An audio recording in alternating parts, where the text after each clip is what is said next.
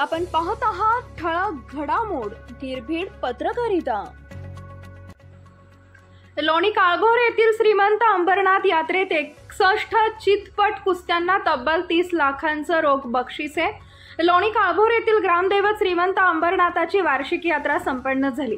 दुपारनंतर झालेल्या या आखाड्यात महाराष्ट्र केसरी पैलवान शिवराज राक्षे व हरियाणाचा पैलवान शॉन्टी कुमार यांची शेवटची रोमहर्षक चितपट कुस्ती, त्याबरोबरच आखाड्यात अनेक महाराष्ट्र केसरी, अर्जुन पुरस्कार विजेते, उपमहाराष्ट्र केसरी, शिवछत्रपती पुरस्कार विजेते असे पैलवान उपस्थित होते।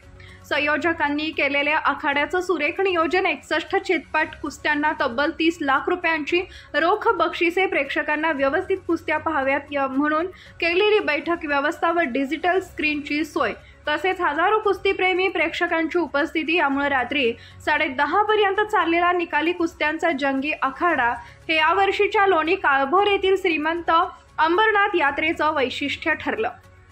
सन 2001 सालचे महाराष्ट्र केसरी पैलवान राहुल काळभोर व त्यांचे सहकारी काळभैरवनाथ अंबरनाथ देवस्थान ट्रस्ट स्थानिक गावकरी यांनी केलेल्या उत्कृष्ट नियोजनामुळे प्रेक्षकांना चांगल्या कुस्त्या बघण्याचा आनंद मिळाला।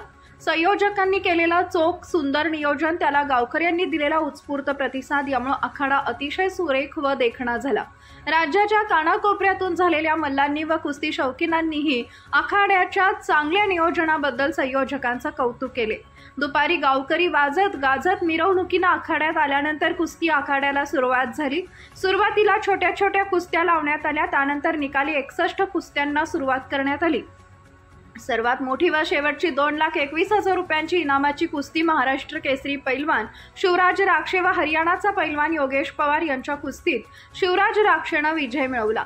दुपारी 2 लाख रुपयांच्या आंतरराष्ट्रीय कुस्ती संकुलाचा मल्ल उपमहाराष्ट्र केसरी महेंद्र गायकवाड यानं हरियाणा केसरी विशाल भोंदू याला अस्मान दाखवले।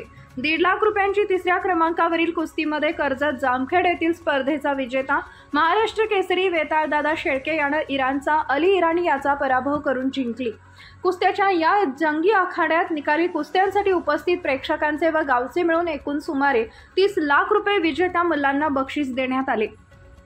प्रेक्षकांना कुस्ती व्यवस्थित दिसावी म्हणून डिजिटल स्क्रीनची सोय करण्यात आली होती, त्यामुळे निवांत बसून प्रेक्षकांनी कुस्त्याचा आनंद घेतला। तसेच यूट्यूबवरही या आखाड्याचं लाईव्ह प्रक्षेपण करण्यात आले, त्यामुळे अनेक प्रेक्षकांनी घरी बसूनही ऑनलाईन कुस्ती पाहण्याचा आनंद लुटला।